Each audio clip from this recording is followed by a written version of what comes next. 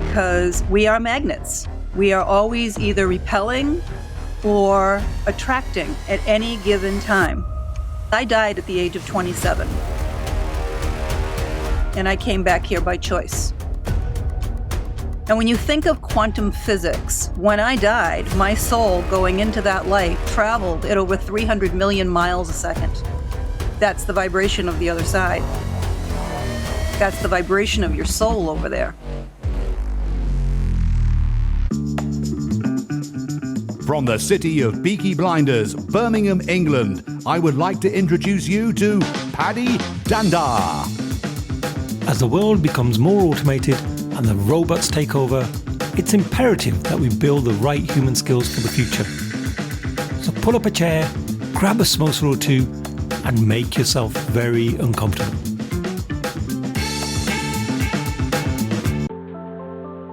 Today I'm joined by June Edward, who is an energy master.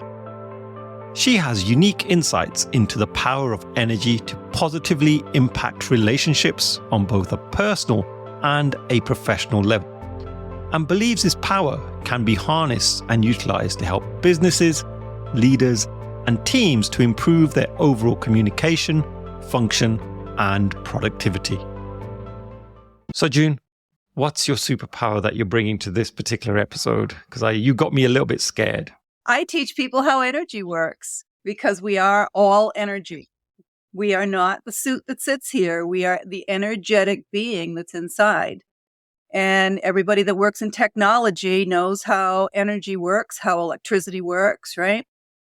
And this is what I teach people because we are magnets. We are always either repelling or attracting at any given time.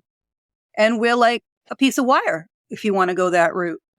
So what we attract is based on our frequency. So if you think of a radio station, you can't get the station in unless you're on the right frequency, right? And it's the same thing with people in your life. The people that you're bringing into your life are on the same frequency as you. So if you want to change what's around you and change the people in your life, change your frequency, raise your vibration, and then you'll attract people that are on that vibration. That's how it works. I've never thought about it that way before, especially around energy, and you mentioned changing your frequency. So on a practical level, how do you change your frequency? Is that based on your actions or is that based on your mindset? Everyone's walked into a funeral and everyone's sitting there crying and you feel that low vibration, that low energy, right? Everyone's walked into a wedding or a birthday party and felt that high energy. Anybody that's been in love knows that high that you're on, right? So the highest frequency there is, quite honestly, is love. And the fastest and easiest way to change a vibration is to get in touch with your soul, because your soul is pure energy. And your soul is way too big for your body. You have some of it's in your body, some of it's over your body that people can see, and they call it an aura. And the majority of your body is actually in the lowest level of heaven, which is the fifth dimension. And it orchestrates the timing and the events that happen in your life. And that portion of your soul is at the highest vibration there is. And it has all the knowledge of all your lives. So for instance, I died at the age of 27, and I came back here by choice. And when you think of quantum physics, when I died, my soul going into that light traveled at over 300 million miles a second. Talk about a high vibration. That's the vibration of the other side. That's the vibration of your soul over there. And when my soul came back into my body, at that high of a vibration, my vibration is automatically higher than most people. And I can connect with the other side almost instantly to the majority of my soul that's over there. But everyone can do it through meditation. And what I've learned is a lot of people that come back from an NDE, a near-death experience, they don't want to be here anymore. A lot of them commit suicide because they can't get that high vibration back. And it's very depressing being in this 3D space sometimes, right? But if they meditate and get in touch with the part of their soul that's on the other side and raise their vibration, they can have that high all the time. It's the highest of highs, higher than being on drugs, higher than being drinking. It's the highest high there is when you're connecting to that high vibration from the other side. And the other plus, I mean, there's so many pluses to it. You have being in this 3D world that we're in. We have this body that we're stuck in, right? And we all have a brain in our head, hopefully, right? Well, your brain is nothing more than a massive computer. It helps you process all the information that you have. Okay. But your brain has a specific job. Your brain's job is to protect you. How does it do that? It does it by creating fear. So most people are making their decisions based on fear. And when you do that, it's literally a 50-50 crapshoot. Sometimes you're right, sometimes you're wrong, but you're always questioning the decision. When you learn how to get in touch with your soul and make the decision from there, that's the knowing. That's that gut instinct. You make the decision. You don't think about it. You just know it's the right decision. And it works out 1,000% of the time. Always. Your highest and your best. So when you can learn how to stop making your decisions that way instead of being stuck in your brain, it's amazing. And I know a lot of engineers, a lot of tech people, they're very stuck in their head. They've got to weigh everything out. They've got to write everything down. They've got to do the pros and the cons. And the reality of it is, none of that really means anything. If you can bypass and stop wasting all that time by getting in touch with your soul and making that decision from the knowing, and it will be the exact outcome that you're supposed to have. And you'll know it every time. And it'll be absolutely incredible. Different way to look at life. You've just got me buzzing with thoughts right now. And you just slipped in that statement about you had actually died and you decided to come back by choice. Like, I did. Could you tell us more about that? We're all looking for proof in life. Whenever someone says they've seen, somebody witnessed some kind of supernatural experience, then naturally we're skeptics. So I'm just thinking about the audience, whereby to convince someone out there about this side of thinking, how do we do that? And if you could share your experience, that would be amazing to bring that to life. So the reality of it is, my job isn't try to convince anybody, but my job is to hopefully have people open their eyes and pay better attention, because miracles happen every day, all day long. And at some point in everyone's life, they will witness it if they're paying attention. And they'll see it all the time if they're really paying attention. Okay. So I was one of these people that was very analytical. And if you couldn't see it, touch it, feel it, then it didn't exist. I'd even lie down on the grass as a kid and watch the stars and be like, yeah, I see them. They're beautiful, but they tell me they're this, but you know what? I don't know. I don't know. Maybe it's a shoebox and that's just holes that are punched in. I have no idea. So I injured my back when I was 22 and I had to have surgery for it. And I put the surgery off for 5 years because I just knew I was going to die. That's my soul giving me a heads up.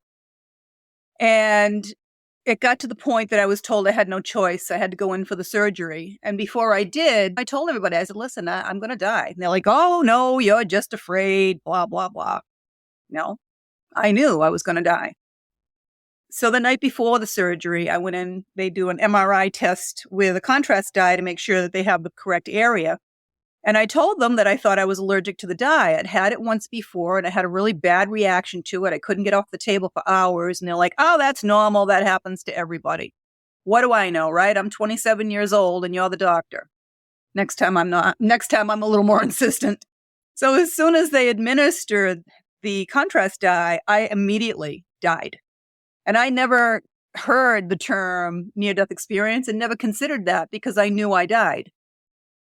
And everyone's experience is a little bit different. They're all extremely similar, but everybody has a little bit different of experience. And I was immediately whisked to heaven, which I've now learned from my education from the other side that it's the fifth dimension. It's the lowest level of heaven. And I immediately started watching a life review. And it was just incredible over there. And less than 10% of the people that have an NDE actually get to the level that I got to or have a life review. And it was like sitting in the front row of an IMAX theater. And it's literally all the things that brought joy in my life that were going by. And I think about it now and I'm like, why? They wanted me to come back. They knew I was going to come back. They absolutely knew that I'd make the decision to come back. Maybe they were just trying to influence it a little bit more. I don't know. But it was a hard decision. I used to say that the two things you take with you when you die is knowledge and love, because I felt an overwhelming sense of love there. But I've since realized you take all of your feelings with you. Your soul contains all of your feelings. I brought many people through from the other side that are still living in fear or regret or anger. So you take all of your feelings with you and you access all the knowledge of all your lifetimes when you're there as well. And I remembered I had 2 children at the time and that they brought me the most joy and that I was here for them. That was one of the biggest reasons I chose to come here originally. And I hadn't had my 3rd child yet. So I came back for them. And as soon as I made that decision, again, 300 million miles a second, I was back in my body instantaneously. To the relief of the doctor who they used the paddles, they injected the IV line, he tipped the table up and was slapping me silly. I didn't feel a thing. He's like, oh, thank God. If this had been the beginning of my month, you wouldn't be here. This is the end of my month. I found out after they were just residents. They weren't even doctors doing the testing. But I didn't bother saying, listen, if I don't want to come back, I wouldn't be here.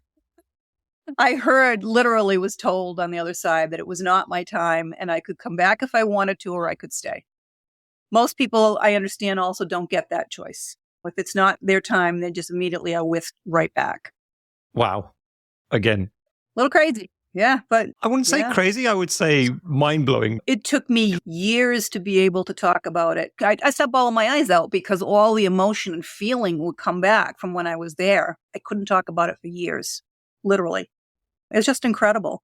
But it gave me a different insight into what is really real. We can't see the air we breathe, but it's there, isn't it? And we can't see the microwaves cooking our food, but that's working and that's there too, isn't it? So, we see and perceive because of the shapes of our eyes. If you close your eyes and start trying to really feel energy, you can. If you're over near a fire, you're feeling the heat come off, aren't you? That's energy. And when you really tune your body into paying attention to energy, you'll really be able to pick up on it everywhere and all around you. And your belief system is based on what you've been taught or what you experience. And as you experience differently, your belief system changes. It's that simple. And the more you can allow your belief system to be a little bit more open-minded and bring in things that maybe you hadn't thought of or perceived before, it's just amazing the reality that we don't see because we live in this little 3D. We're like an avatar. We literally are like an avatar. You get up in the morning and you're playing a role here. And that's all you're doing. When you go to bed at night and go to sleep, more of your soul actually leaves your body. Your vibration rises. And if they're trying to connect to you from the other side to help you, to give you information, and you're not paying attention energetically during the day, they can only visit you at night then, right? And it's a visit and not a dream because it seems real. You remember everything and you wake up right away. Okay, that's a visit. It's not a dream. But if you're meditating and getting in touch with your soul, then you'll start to perceive the people on the other side that are trying to interact with you and get you information, and your higher self that has all of your knowledge and information. And less of that will happen during the night. And your brain will have the opportunity to literally reorganize its filing system while you're sleeping. June, you mentioned a few times about them and they on the other side. You mentioned right at the start, as you were explaining that encounter, that they knew you would come back. Who are they? So there are so many people on the other side that are here just to help you on your path and your journey. Angels, first of all, are real. They're an entirely separate race. They were never human. Their entire existence is to help us. But there's rules on the other side, just as there are here. And their first rule is they cannot help you unless you ask. So anytime my faith is faltering, they make sure that I lose a diamond earring. And I'm thinking I've lost it on the golf course, at the gym, the grocery store. I have no idea. I assume it's gone forever until I ask. And I let them know that I understand if they can't return it, that if They're good-sized diamond earrings from my ex-husband. If somebody needs an engagement ring, they're ring quality. I understand that. And if that's the reason for it, okay. But if there's any way you can bring it back, St. Anthony, please bring it back. And sure enough, within the next 10 to 12 hours, it shows up in the most bizarre place. It's done it 3 times to me already. 3 times. So when you ask, they will help. And the way the universe works is it doesn't recognize negativity. So if you want to cross a street and you keep saying, I don't want to get hit by a car, I don't want to get hit by a car, all it hears is hit by a car and you're going to get hit by a car. If you want to say, I'm going to make it across the street, fine. I'm going to make it across the street, fine. You will every time. Okay. This is how the universe works. Wants to fulfill your every wants, all your desires and everything you need. You do the work, the universe gives you the reward. It's that simple. So you have guides on the other side. When I published my first book, I was writing my autobiography and I just kept hearing, you've got to write the book. You've got to write the book. I'm like, I'm writing the book. What are you talking about? And they're like, no, you got to write another book. I'm like, what are you talking about? And I was teaching mediumship and psychic development at the time. They're like, well, you need to write a book for your students to take home as a handbook. And I'm like, no time to do this. I am teaching. I'm taking care of my mom who's passing away. I'm writing this book. I'm like, if you want me to do that, you have to send the highest guide for me that is really good at writing and help me do this book, which they did. And I channeled it through, wrote it and published it in 6 weeks. So this is how it works on the other side. You ask for the help and they deliver. You have to believe it. It's that simple. You have to ask for it. When you learn how the universe works, it's amazing. When you learn how angels communicate, it's amazing because it's binary coded numbers. For all you mathematicians out there, binary coded numbers. And they're always trying to point you in the direction you're supposed to go. It's real easy to look behind 20/20 vision, right? And see how everything in your life has brought you to the next thing and the next thing and the next thing that brought you to where you are right now, which is exactly where you're supposed to be. It's a little harder to look forward and say, gee, what am I supposed to do next? Well, if you pay attention to the signs that they give you, you'll know exactly where you're supposed to go. You follow it and boom, you're there. How did you discover all of this knowledge about the other side? You mentioned, obviously, you had this experience, but then beyond that, how did you acquire all of this other knowledge? Because it's very detailed knowledge. So my knowledge comes from the other side. What I know comes from the other side. I have the ability to go back and forth to that fifth dimension at any time. And I tap into the knowledge of my soul on the other side on an ongoing basis. So I have the knowledge of all my lifetimes that I tap into. And they're constantly teaching me. It's like when I bring a soul through from the other side, they're always teaching me something. It's unbelievable. A lot of them are pranksters and tricksters, but it's also there to teach me something. It's like I choose to work with higher vibrational entities. So those are entities that have already gone into the light, into heaven. They have a high vibration. The ones that are stuck here in our 3D world, you call them ghosts. I call them low vibrational entities because that's what I feel. I feel their low vibration. And then you have demons, which are lower than the lowest vibration. That's the pit in your stomach weighing you down. You feel that low energy. And that's not something I ever wanted to work with.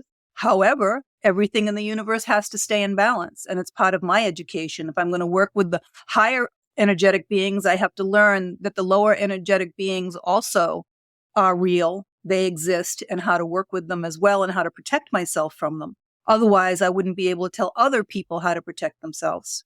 And it's real. It's all real. Whether you choose to believe it or not, it's all real. And I guarantee you, every single solitary one of you will have something in your life that will prove to you it's real at some point in time. Doesn't matter what it is, whether it's a child that gets miraculously cured of a disease or cancer, whether it's someone in your home that is showing signs of a possession, whatever it is, something in your life will prove to you. I've known very few atheists in my life, and I've never met one on their deathbed, to be honest with you. And I had a dear friend of mine who I had a discussion with probably about 10 years ago, and I never knew he was an atheist. He's like, oh yeah, I think we're like ants. And once it's over, I'm like, no. And a couple of years ago, I asked him, I ran into him and I asked him again, I'm like, are you still an atheist? Do you still think we're like ants? And he goes, oh no. He goes, no, I had an experience that changed my thinking. I'm like, do you want to tell me about it? He's like, no, I'm not ready to talk about it yet, but I'm not an atheist anymore. So it's interesting. Sure is. And I'd love to know your philosophy on life and reincarnation, because that's the big question I think a lot of us think about, especially as we're progressing in terms of our maturity and our age. I've just gone beyond my midlife crisis stage. I'm coming up to my 50th, the big one, in a few years' time. But you do often ponder and think about, well, what's next? So what's your view on that? We reincarnate many times. Your souls are thousands, hundreds of thousands of years old. Okay. And we reincarnate with the same soul group every time. Each archangel has their own soul group. So my latest book, All's Fair in Love and Karma, discusses some of the reasons that you're here. So karma is created when you do something to someone else in this lifetime. You have no remorse and you don't make amends. Now you're going to owe that person in the next lifetime, that soul. And that's not necessarily a bad thing. No one's here to hurt you. Nothing's here to be done to you. It's all being done for you. We're all here to help each other and help our souls to progress and advance. So say you stole money from someone in a past lifetime and they're going to come back in this lifetime. They're not necessarily going to steal money from you. Maybe they're going to be your boss and they're going to teach you the meaning of money and how money works. Okay. So we reincarnate, from what I've been able to discover, about every 350 to 400 years.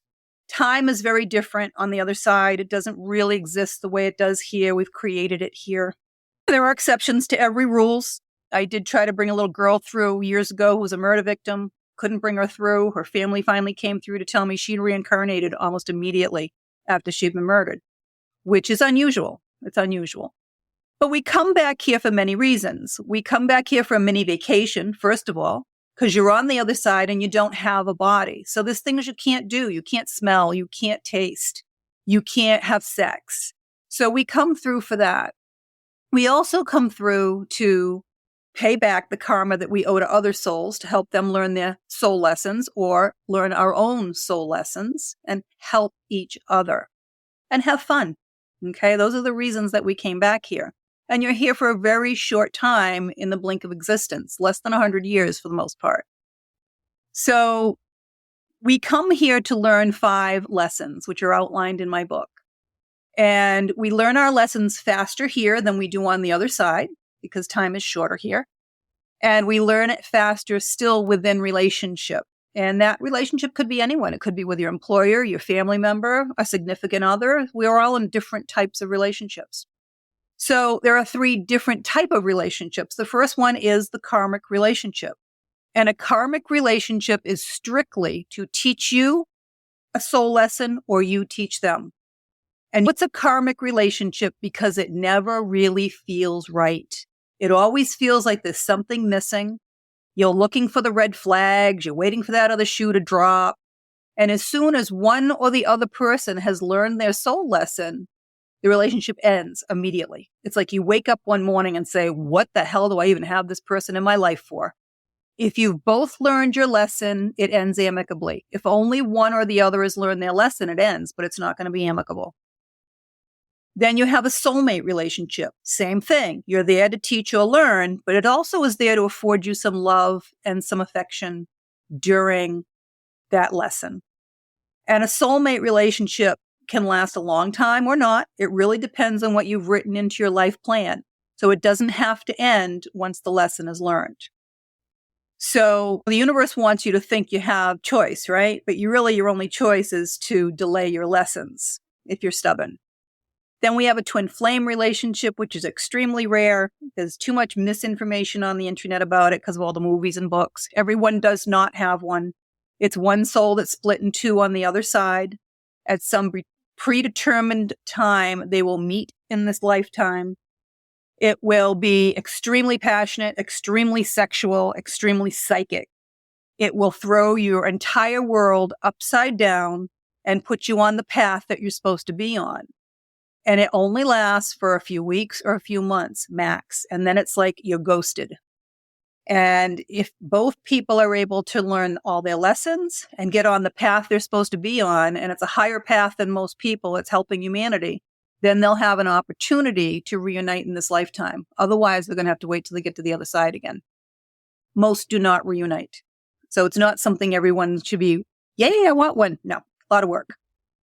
So the universe, the choice they give you, they'll offer you door 1, 2, and 3. You take door 1, you go through it, you get married, you have a couple of kids, you get divorced. Where are you going to be? In front of door 1, 2, and 3. Well, we're creatures of habit. What do? You take door 1 again. You go through it, you get married again, you have more kids. Guess what? You get divorced again and you're in front of door 1. If you learned your lesson, you're not going to take door 1 anymore. You're going to take door 2 or door 3. And you may still get married and have more children, but it's not going to end for the reasons that it did the other times because you learned the lesson. So let me quickly outline the 5 lessons that we're here to learn. The first one is self-worth. And it's not value. Value is what other people place on you. Self-worth is the understanding that you are so special, that you are the only one of you in this entire universe.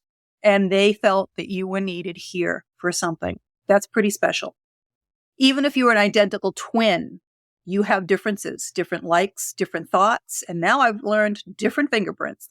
And it's not selfish and it's not narcissistic, as society would like you to believe, to put yourself first. It's where everything else comes from.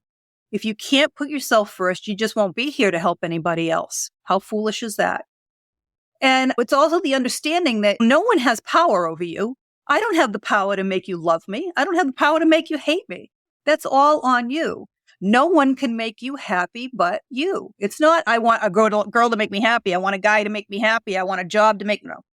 When you're happy, your vibration will rise and those things will come to you because you're a magnet and you'll attract them. It's that simple.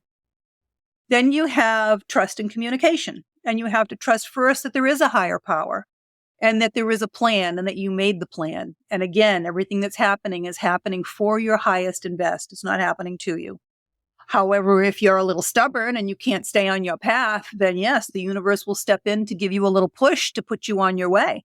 Suppose you're supposed to be moving to another state and getting another job and you're stuck in your head and you can't decide and you're just not listening to your soul because you know you're supposed to be there. Well, maybe the universe is going to make you get evicted or burn your house down, so you have no choice but to go. It will keep you on your path. And yet also learning how to communicate. You have to be able to communicate your wants and your needs to other people, or they have no idea what it is that you want or you need. And you have to trust the person you're with to be able to communicate with them as well. And then sex is just another form of communication. If you can't trust and communicate outside the bedroom, you're not going to do it inside the bedroom. Then you have unconditional love. And I keep hearing from people that, oh, there's always a condition. Well, then that's your challenge to find that there is no condition. We are pure love in our essence, and that's what we're here to learn. So it's not saying I have to stay in this abusive relationship because I'm supposed to be practicing unconditional love. This is where the lessons start reinforcing each other and self-worth is going to kick back in. It's saying, listen, I love you. I care about you. We've had a good run. We had a lot of fun. But this isn't working anymore. We need to go our separate ways. It's not bad-mouthing them as soon as you've turned your back. It's really wanting the best for them and for yourself. Suppose you had a child that you love unconditionally and they do something horrific like murdering a neighbor in a fit of rage and they go to prison for the rest of their life. You don't like what the child did, but hopefully you're going to still unconditionally love your child. Just an extreme example. And take the condition out of that. Maybe it was someone that ran your child down on a bike and killed them accidentally. You're only going to eat up your own soul if you're going to continue to hate the person that committed the crime, whatever crime that was, or that accident or whatever. Even though they took something from you, I guarantee you, your child on the other side is in an amazing place. It was part of his plan. He knew what was going to happen. And maybe that's your lesson. And that one is unconditional love for the person that committed that act, because they have to live with that in their soul as well. Then you have money and balance. And money is energy. People don't realize that. That's why it's called currency. And it's what we use in this 3D existence to show whether or not your life is in balance. Everything has to be an equal exchange of energy, and everything in the universe has to stay in balance. This is why you have night and day, you have good and evil. This is why when you raise your vibration, if you don't balance your energy, you're going to crash. This is why people can't maintain the law of attraction, because they have to balance their energy after. So you don't walk into a grocery store and plop down $1 million to buy a gallon of milk. Not yet, anyways. Because it has to be an equal exchange of energy. When I first started my relationship mastery program online to help people having difficulty in their relationships, I gave it to a couple of service members at no cost. Well, they didn't do the program. It had no value to them because it didn't cost them anything. It has to be an equal exchange of energy to have value. And then suppose you're working 80 hours a week because you're trying to get ahead and save money. Well, now your life is out of balance because you have no time for your children, for your family, for your friends, or even for your own hobbies. And then if you're not spending your money, you don't have enough self-worth to spend the fruits of your labor on yourself. Money, because it's energy, you have to learn how it flows. Just like electricity, it comes and goes. The more you put out, the more comes back. This is how it works, like a river flowing. And then the last lesson we all have to learn is patience. And that's understanding that you made this plan. You have to trust, go back to the trust again, that you made it for your highest and best for your soul. And that everything comes to you at the absolute perfect time when it's supposed to, when you're ready. We live in a world now of instant gratification. Everybody wants everything right now, right? They don't want to wait. They don't want to put the work in. Well, the universe rewards your work. And how foolish would it be if every little 5-year-old girl that wants to get married and have babies, the stork starts dropping them at her doorstep. Timing's not there, is it?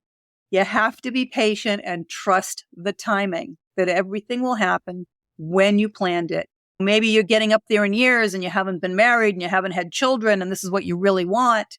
Well, maybe you wrote it into your plan that when you were older, you would marry someone a little bit younger that was a widow and raise their children.